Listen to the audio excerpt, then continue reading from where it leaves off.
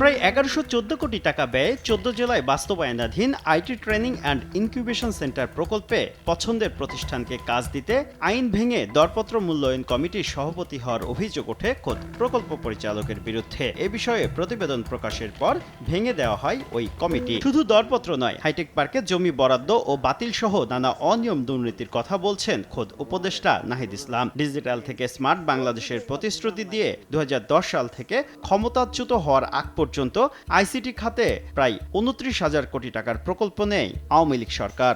এসব প্রকল্পের লক্ষ্য, কার্যক্রম ও সুফল মূল্যায়নে গত 28 আগস্ট অতিরিক্ত সচিব মাহবুবুর রহমানকে আহ্বায়ক করে 9 সদস্যের মূল্যায়ন কমিটি গঠন করে তথ্য প্রযুক্তি বিভাগ।